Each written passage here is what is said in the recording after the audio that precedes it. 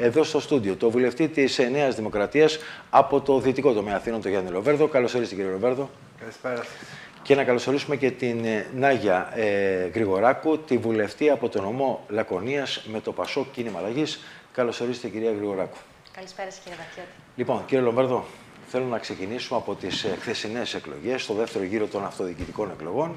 Είδαμε μεγάλες ανατροπές όσον αφορά τις 5 περιφέρειες, είδαμε ανατροπές στους 2 μεγάλους δήμους, Αθήνα, Θεσσαλονίκη, και θέλω να μου πείτε, πανηγυρίζετε μετά από αυτές τις ανατροπές εσείς στη Νέα Δημοκρατία όσον αφορά το δεύτερο γύρο? Εμείς δεν πανηγυρίζαμε ούτε στον πρώτο γύρο των εκλογών. Στον πρώτο γύρο πανηγυρίζετε? Δεν είναι συνήθεια. Όχι, εγώ δεν πανηγυρίζα ποτέ, ούτε ο Κυριάκος Μητσοτάκης. Δεν είναι συνήθειά μας να πανηγυρίζουμε. Οι εκλογές φέρνουν μηνύματα, εκλέγουν περιφερειάρχες και δημάρχους και μεταφέρουν και πολιτικό μήνυμα. Το πολιτικό μήνυμα ποιο είναι και το πολιτικό συμπέρασμα εδώ πέρα από το δεύτερο γύρο? Το πολιτικό μήνυμα είναι ότι ο κόσμος συνεχίζει να εμπιστεύεται τη Νέα Δημοκρατία και προσωπικά τον Κυριάκο Μητσοτάκη, αλλά σε ό,τι αφορά ορισμένα συγκεκριμένα πρόσωπα, διότι στις περιφερειακές και δημοτικές εκλογές εκλέγουμε περιφερειάρχες και δημάρχους. Τα πρόσωπα σε κάποιες περιπτώσεις που επέλεξαν να υποστηρίξει τη Νέα Δημοκρατία δεν απέδωσαν τα αναμενόμενα. Δεν ήταν αυτά που ήθελε η Νέα Δημοκρατία. Κατά τη γνώμη σας ήταν μία ήττα των πολιτικών επιλογών του Κυριάκου Μητσοτάκη ή των πολιτικών επιλογών της Νέας Δημοκρατίας? Δεν ήταν ήττα των πολιτικών επιλογών κανενός. Ήταν ήττα συγκεκριμένων ανθρώπων. Άρα λοιπόν είναι ήττα προσώπων, δηλαδή. Ήταν ήττα προσώπων κυρίως. Από εκεί και πέρα, σαφώς. Τις επιλογές, τα πρόσωπα τα επιλέγουν οι πολιτικοί. Προφανώς. Σαφώς δεν ήταν μια, όπως το είπε, παραδέχτηκε ο ίδιος ο Πρωθυπουργός, δεν ήταν μια καλή βραδιά για τη Νέα Δημοκρατία χθεσινή, σε καμία περίπτωση. Και έστειλε και ένα μήνυμα προς την κυβέρνηση ότι ο κόσμος συνεχίζει να εμπιστεύεται τον Κυριάκο Μητσοτάκη, αλλά θέλει ακόμα περισσότερη, μεγαλύτερη προσπάθεια. Ξέρετε, η αλαζονία και ο εφησυχασμός, όπου και αν υπάρχουν, είναι καταστροφικές. Πάντως, κύριε Λοβέρδο, λένε πάρα πολύ ότι τιμωρήθηκε και η πολιτική απληστία της Νέας Δημοκρατίας όταν έβαλε στόχο 13 περιφέρειες στις 13. Ναι. Είναι μια πολιτική απληστία. Και αυτό τιμωρήθηκε. Ενδεχομένως να έχετε κάποιο δίκιο σε αυτό και είναι κάτι που πρέπει να το αξιολογήσουμε. Γιατί πράγματι, ενδεχομένως, ο κόσμος είπε: σου έδωσα την κυβέρνηση με μεγάλο ποσοστό, σου έδωσα μια μεγάλη κοινοβουλευτική πλειοψηφία. Δεν μπορείς να τα πάρεις κιόλα. Μπορεί να είναι και αυτό. Θεωρώ όμως ότι σε κάθε περίπτωση, στην περιφέρεια της Θεσσαλίας, έχασε ο κύριος Αγοραστός εξαιτίας των πρωτοφανών καταστροφών. Ξέρετε, όταν συμβεί μια τόσο μεγάλη συμφορά όπως η καταστροφή από τις πλημμύρες, κάποιος πρέπει να την πληρώσει. Δεν περιμένατε δηλαδή αυτή την ήττα του κύριου Αγοραστού, γιατί εδώ πέρα σε όλα τα πάνελ, όσους έβγαζα από τη Νέα Δημοκρατία και έλεγα ήταν επιτυχημένο το έργο του Κώστα Αγοραστού, μου λέγανε εμείς τον στηρίζουμε. Άλλο τη στηρίζαμε και άλλο τη φοβόμαστε. Ναι, αλλά στηρίζετε κάποιον που δεν έκανε επιτυχημένο έργο κατά τη γνώμη σας? Όχι, δεν έκανε επιτυχημένο έργο. Δεν το ξέρω αυτό και δεν μπορώ να το κρίνω το έργο του κυρίου Αγοραστού, γιατί δεν είμαι Θεσσαλός. Αν ήταν επιτυχημένο έργο, για ποιο λόγο δεν ψηφίστηκε κάτι γνώμη σας? Κοιτάξτε, όταν συμβαίνει μια τόσο μεγάλη καταστροφή, κάποιος πρέπει να υποστεί τις συνέπειες. Την πολιτικές να αναλάβει τις πολιτικές ευθύνες. Και αυτό είναι συνήθως αυτό που κατέχει την εξουσία. Βλέπουμε και το άλλο, κύριε Λοβέρδο. Είδατε ότι προηγουμένως είχε αποδοκιμαστεί ο Δήμαρχος της Λάρισσας. Είχατε τον κύριο Μουτζούρη, περιφερειάρχη στο Βόρειο Αιγαίο, δεν το στηρίζετε. Κατεβάζετε απέναντι τον κύριο Αλκιβιάδη Στεφανή. Για δεν στηρίξετε τον κύριο Μουτζούρη. Τον θεωρούσατε ότι δεν έκανε τόσο καλό έργο? Αυτή ήταν επιλογή του κυρίου Μητσοτάκη. Απέτυχε σε αυτήν την επιλογή. Αλλά θα πρέπει να πούμε ότι ο κύριος Μουτζούρης είχε έρθει σε προσωπική αντιπαράθεση με τον Πρωθυπουργό. Μην το ξεχνάμε αυτό. Πράγματι προέρχεται από το χώρο της Νέας Δημοκρατίας, αλλά συμπεριφέρθηκε κόντρα στην κυβέρνηση της Νέας Δημοκρατίας. Αυτό ήταν, νομίζω, ο βασικός λόγος που δεν υποστηρίχθηκε. Από εκεί και πέρα, σε άλλες περιφέρειες, όπως ας πούμε στην περιφέρεια Ιωνίων Νήσων και Δυτικής Μακεδονίας. Εκεί ήταν μια νίκη του κυρίου Τρεπεκλή, πάλι αντάρτης, έναντι της κυρίας Κράτσα. Ναι. Εκεί το περίμενα. Εγώ το είχα πει. Γιατί είχα επισκεφθεί αυτές τις περιοχές, έβλεπα ότι οι δύο αυτοί οι περιφερειάρχες δεν τραβούσαν στην κοινωνία. Ήτανε, του κυρίου Αμανατίδη, για να πάω και στην κυρία Γρηγοράκου, του κυρίου Αμανατίδη, ενός πρώην συναδέλφου σας, που του προτείνατε, λένε οι φήμες, τη θέση του Γενικού Γραμματέα, πρώην βουλευτής, δεν τη δέχτηκε, λέει θα κατέβω, αντάρτης, πήρε εκεί πέρα τη Δυτική Μακεδονία. Δεν το ξέρω αυτό που λέτε. Εκείνο που ξέρω είναι ότι ο κύριος Αμανατίδης κατέβηκε εναντίον του κ. Κωνσταντοπίδη και κέρδισε.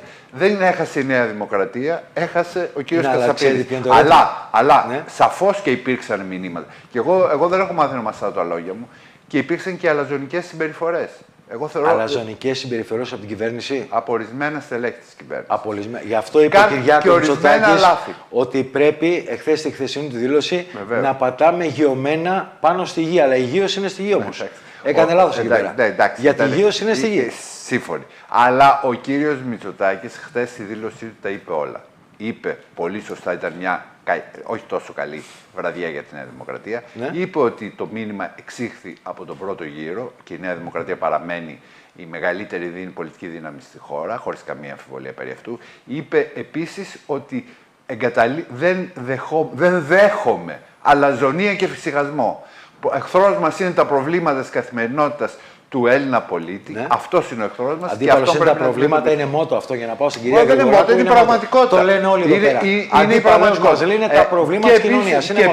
Και επίσης θέλω να σας πω ότι οι εντυπώσεις που δημιουργήθηκαν, οι όποιες αρνητικές εντυπώσεις για τη Νέα Δημοκρατία στο δεύτερο γύρο, ναι, οφείλονται κυρίως στο Δήμο Αθηναίων, ο οποίος είναι ο πιο εμβληματικός δήμος της χώρας, ο μεγαλύτερος δήμος της χώρας, όπου εκεί πράγματι συνέβη κάτι που είναι απρόβλεπτο. Πάλι για να μου πείτε αυτό το απρόβλεπτο γεγονός που έγινε στο Δήμο Αθηνών με τον Χάρη Δούκα και τον Κώστα Μπακογιάννη σε μια ανατροπή ουσιαστικά του 41-14, 27 μονάδες και μετά ο κύριος Δούκας νίκησε με 12 μονάδες. Δηλαδή, αν βάλουμε το συμπλήν, κύριε Λοβέρδο, η διαφορά είναι 39%.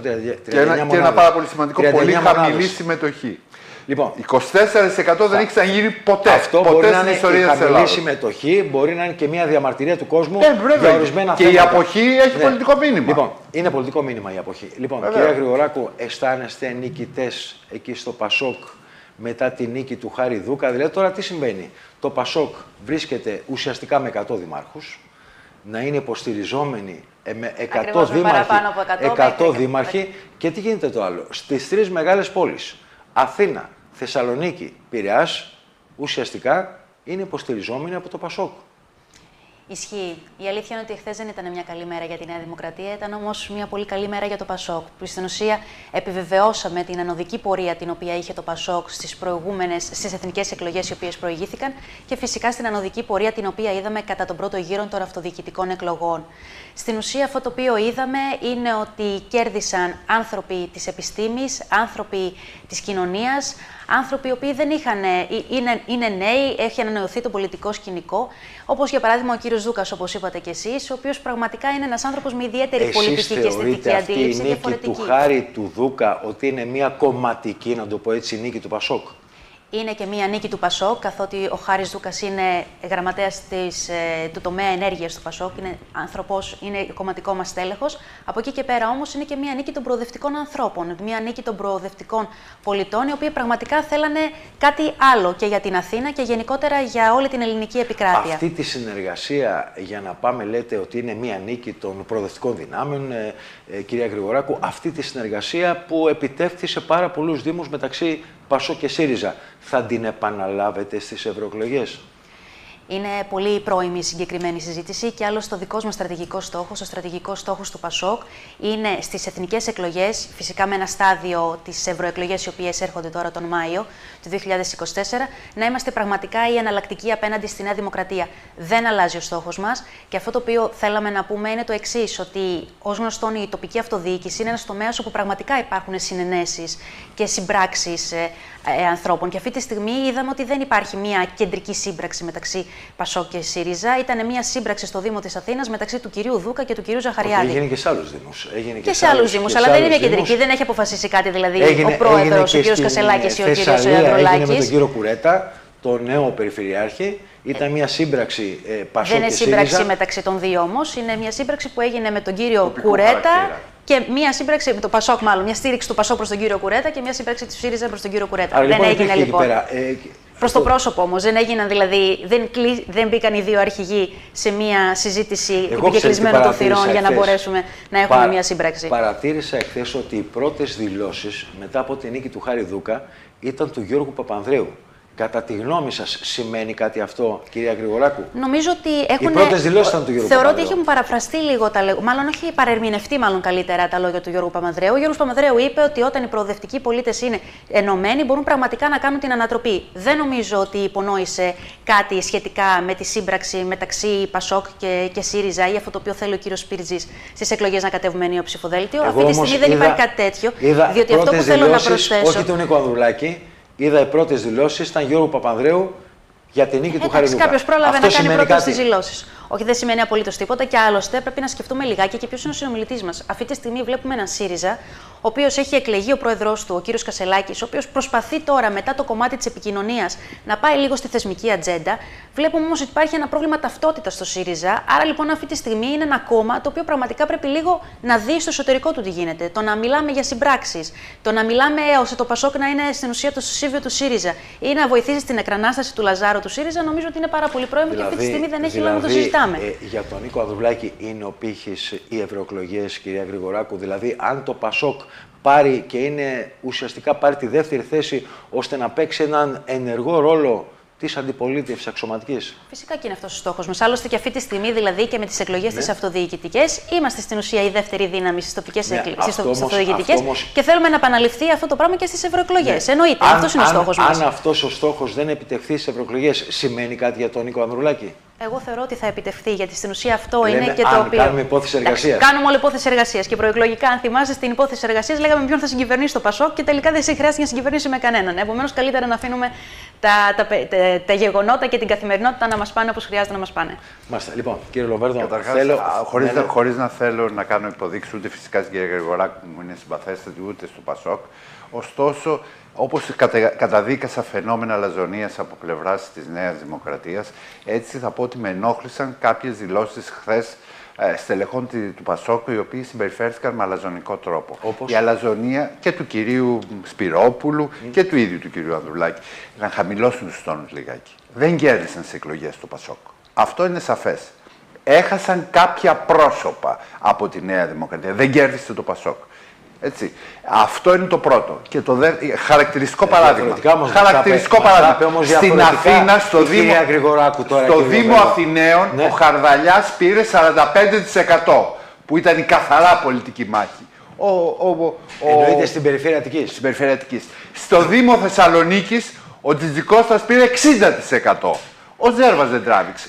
Ήταν μια λάθος επιλογή προσώπου. Είχαμε μια αποτυχία του κυρίου Μπαντή στο Βύρωνα. Την πήρε ο Τυρόπουλος. Ήταν αποτυχία αυτή. Είχαμε μια αποτυχία εδώ πέρα στη γειτονιά μας, του κυρίου Κάρναβου, που την πήρε ο Κώστας Ασκούνης. Υπήρχαν περιοχές που επικράτησαν. Σε τοπικό επίπεδο γίνονται με άλλα κριτήρια. Δηλαδή, βλέπουμε τι έγινε στο Γαλάδρι. Κάνατε αγώνα, κύριε Λομπέρδο, για το να μην βγει ο Σίμος Ρούσος, να βγει η κυρία Αγαπητού. Τελικά επικράτησε με 60% στο Γαλάδρι. Έγινε και λάθος δήλωση από τον κύριο Γεωργιάδη. Εγώ θα το παραδεχτώ. Ήταν λάθος αυτό που είπε ο κύριος Γεωργιάδης. Και γι' αυτό. Ήταν λάθος. Πού το λάθος του, κατά τη γνώμη σας? Το λάθος ήταν ότι δεν πρέπει να κουνάμε το δάχτυλο σε κανέναν. Το δάχτυλο σε κανέναν. Όταν κουνάμε το δάχτυλο, είναι αλαζονικό. Αυτό δείχνει αλαζονία μεγάλη. Δείχνει αλαζονία και γι' αυτό είμαστε γειωμένοι, όπως είπε ο Πρωθυπουργός. Είμαστε γειωμένοι. Αλλά από την άλλη πλευρά, το είπα και προηγουμένως, δείξατε μια πολιτική απληστία όταν λέτε στόχος μας είναι 13 στα 13. Ωραία, ήταν μια πολιτική απληστία αυτό. Ήταν μια πολιτική επιλογή που δεν μας βγήκε εκ του αποτελέσματος. Αλλά το βασικό πολιτικό συμπέρασμα ότι η Νέα Δημοκρατία είναι μακράν το πρώτο κόμμα και ο κόσμος εμπιστεύεται τον Κυριάκο Μητσοτάκη βγήκε και από τον πρώτο γύρο και από το δεύτερο γύρο. Εγώ θέλω να πω... Υπήρξε, επαναλαμβάνω, το μεγάλο ερώτημα είναι αυτό που συνέβη στο Δήμο Αθηναίων. Όπου είχαμε και έχουμε μεγάλο ερωτηματικό τι συνέβη. Και θέλω να πείτε, ξεκινάει ο Χάρης ο Δούκας με ένα 14%, ξεκινάει χωρίς αναγνωρισιμότητα, αναγνωρισιμότητα μικρή. Άρα λοιπόν σημαίνει ότι για να κερδίσει με 12% τον Κώστα Μπακογιάννη, που είχε μεγάλη αναγνωρισιμότητα, σημαίνει ότι ο κόσμος ουσιαστικά τι έκανε, κύριε Λομπέρδο? Ο κόσμος δηλαδή επέλεξε τις προτάσεις του Χάρη του Δούκα. Όχι, επέλεξε να μην ψηφίσει τον Μπακογιάννη. Για ποιο λόγο? Για ποιο λόγο επέλεξε να μην ψηφίσει τον Μπακογιάννη? Ομολογώ δεν μπορώ να σας απαντήσω. Δεν έχω την απάντηση πλήρη. Είναι σαφές ότι πολλοί νεοδημοκράτες δεν πήγαν στην κάλπη. Είναι σαφές. Το ξέρω και προσωπικά και ανθρώπους που ξέρω που δεν πήγαν να ψηφίσουν. Ο κύριος Μπακογιάννης, άμα κάνουμε μια ανάλυση, κύριε Λοβέρδο, πήρε 7.000 ψήφους λιγότερο από τον πρώτο γύρο, αλλά η διαφορά με το Χάρη το Δίκο ήταν 8,5. Καλά, ήταν 8,5. Εκεί είχε να κάνει με τη συμμετοχή. Η συμμετοχή ήταν πάρα πολύ χαμηλή, όπως ξέρετε. Οι νεοδημοκράτες δεν πήγαν να ψηφίσουν. Τώρα, ο Κώστας Μπακογιάννης την επαύριο. Κατά τη γνώμη σας, ποια είναι η πολιτική του καριέρα? Αυτό δεν το ξέρω, δεν το κρίνω εγώ. Ο κύριος Μπακογιάννης. Γιατί πολλές γλώσσες λένε ότι ο Κώστας Μπακογιάννης, μετά από ένας περιφερειάρχης Στερεά Ελλάδα, είχε το δήμαρχο στην Αθήνα, έβαζε και βλέψεις γιατί μετά Κυριάκου Μητσοτάκη εποχή. Πιστεύετε ότι βρέθηκε μετά την ήττα αυτή εκτός παιχνιδιού? Στη ζωή δεν σου έρχονται μόνο νίκες. Θα έχεις και ήττες. Στην πολιτική ακόμα περισσότερο, γιατί η πολιτική είναι πολύ σκληρό πράγμα. Έτσι. Όχι, εγώ είμαι μια συγκεκριμένη ερώτηση. Αν βρέθηκε εκτός πολιτικής. Κανείς δεν μένει εκτός. Κανείς δεν μένει εκτός. Αύριο μπορεί να επανέλθει και ο Μπακογιάννης και ο Πατούλης. Αυτά δεν υπάρχουν εκεί πέρα στεγανά. Στην πολιτική δεν είσαι ποτέ ηττημένος για πάντα, ούτε ποτέ νικητής για πάντα. Έτσι. Αυτό το ξέρουμε. Αυτή η ήττα θα στοιχίζει στην πολιτική καριέρα του Κώστα Μπακογιάννη, κατά τη γνώμη σας? Κάθε ήττα στοιχίζει. Αλλά από κάθε ήττα μπορεί να βγαίνεις και σοφότερος. Έτσι. Σε κάθε περίπτωση. Εγώ θέλω να πείτε, επειδή είστε και δημοσιογράφος και βουλευτής και τα λέτε πάντοτε έξω από τα δόντια, τα λέτε πάντοτε και με ήθος και με αξιοπρέπεια, θέλω να πείτε τι έφτεξε τελικά και είχαμε αυτή την απρόσμενη ήττα, δεν την περίμενε κανένας. Την ήττα του Κώστα Μπακογιάννη. Ομολογώ, ενώ σε όλα τα άλλα λίγο πολύ ήξερα τα αποτελέσματα, στην Αθήνα ήταν στο μόνο στο οποίο έπεσα έξω. Περίμενα θα πάρει ένα ικανό τι έφτεξε, κατά τη γνώμη σας? Ποσοστό ο κύριος Δούκας, δεν περίμενα θα εκλεγεί. Ο κόσμος της Νέας Δημοκρατίας δεν ήθελε να ψηφίσει. Κάποιος κόσμος της Νέας Δημοκρατίας δεν ήθελε να ψηφίσει. Γιατί δεν μπορώ να το εξηγήσω. Υπήρξε ασφαλώς ο μεγάλος περίπατος. Ήταν ένα τεράστιο σφάλμα, χωρίς καμία αμφιβολία, που παραδέχτηκε και ο ίδιος ο Δήμαρχος Αθηναίων. Αλλά δεν ξέρω αν αυτό αρκούσε για να υπάρχει μια τέτοια αποδοκιμασία. Δεν ξέρω τι συνέβη. Ομολογώ ότι δεν μπορώ να το εξηγήσω ακόμα. Θα μας το πει η κυρία Γρηγοράκου. Δεν νομίζω ότι μπορεί κανείς να το εξηγήσει ακόμα. Αν μπορεί να δώσει μία εξήγηση, κυρία Γρηγοράκου, η Νάγια, η βουλευτής Λακωνίας από το γιατί Πασόκ, κατά τη γνώμη μου, ο Κώστας Μπακογιάννης, αν εξαιρέσουμε τον μεγάλο περίπατο, ήταν καλός δήμαρχος στην Αθήνα. Αλλά προφανώς δεν είχε ο κόσμος την ίδια αντίληψη που είχα εγώ. Εγώ θεωρώ ότι συνετέλεσε καθοριστικά και το debate της Τετάρτης. Αυτό ήταν εκλογικό λάθος, σωστό λέτε. Αυτό ήταν δεν κάνεις ποτέ debate με τον άνθρωπο που είναι άγνωστος. Όταν είσαι μπροστά, δεν τον ανεβάζεις. Καθαρά εκλογικό λάθος. Το είπα και προηγουμένως, κυρία Γρηγοράκου, ο κύριος Δούκας είχε ένα μειονέκτημα. Ξεκινούσε με πάρα πολύ χαμηλή αναγνωρισιμότητα. Ακριβώς. Πιστεύετε ήταν λάθος το debate του Κώστα Μπακογιάννη με τον Χάρη το Δούκα? Αυτό χωρίς καμία εμβολία ήταν λάθος και το λέω και εγώ. Κυρία Γρηγοράκου. Η αλήθεια είναι ότι βοήθησε πάρα πολύ το Χάρη Δούκα, γιατί πραγματικά τον γνωρίσαμε. Τον γνωρίσαμε όλοι πάρα πολύ καλύτερα και οι κάτοικοι των Αθηνών και γενικότερα σε όλη την Ελλάδα τον γνώρισαν περισσότερο. Και αυτό το οποίο διαπιστώσαμε, νομίζω, ήταν και από την πλευρά του κυρίου Μπακογιάννη, ότι όλα τα είχε κάνει όσο καιρό ήταν δήμαρχος Αθηναίων και όλο κάτι του έμενε να το κάνει και την επόμενη πενταετία πλέον. Θεωρώ ότι τον βοήθησε πάρα πολύ το συγκεκριμένο τον κύριο Δούκα. Τον βοήθησε το debate, πιστεύετε, το Χάρη Δούκα, γιατί τον γνώρισε πάρα πολύ ο κόσμος. Και οι προτάσεις που είπε ο Χάρης Δούκας και έπεισε ουσιαστικά με τις προτάσεις ότι έχω πρόταση ήταν τεκμηριωμένος λόγος. Είναι ένας καθηγητής του Πολυτεχνείου, ήρεμος, ευγενής, σεβαστικός πάρα πολύ. Νομίζω ότι τους κέρδισε τον κόσμο πραγματικά και το προφίλ του ιδίου, διότι είναι νομίζω και ένα διακύβευμα της περίοδου στην οποία ζούμε. Δηλαδή βλέπουμε συνεχώς στα τηλεοπτικά παράθυρα να υπάρχουν διενέξεις, να υπάρχουν εντάσεις. Νομίζω ότι πλέον αυτό έχει αλλάξει από την πολιτική. Δηλαδή, τουλάχιστον και εγώ ως εκπρόσωπος των νέων, δεν μπορούμε άλλο πια να βλέπουμε ανθρώπους οι οποίοι να τρώγονται.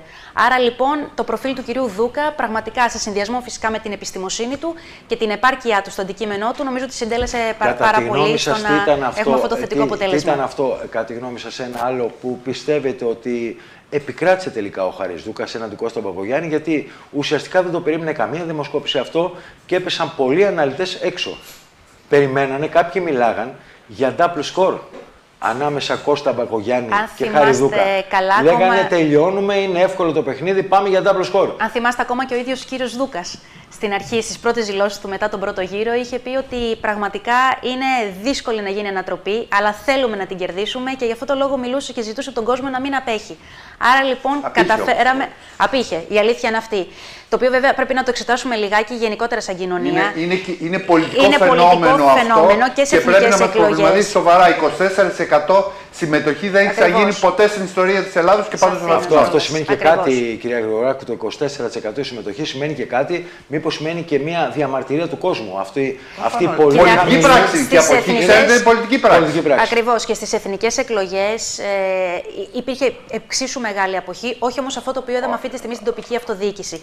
Το οποίο βέβαια μπορεί να είναι και ένα θέμα το πώς αντιμετωπίζει ο πολίτης την τοπική αυτοδιοίκηση. Αν έχει καταλάβει πραγματικά την κρισιμότητα, αν έχει καταλάβει πραγματικά τους ρόλους, τι επιτελεί ο Δήμος και τι περιφέρεια. Χαρακτηριστικά θα σας αναφέρω ότι στη Λακωνία εμείς έχουμε 5 δήμους.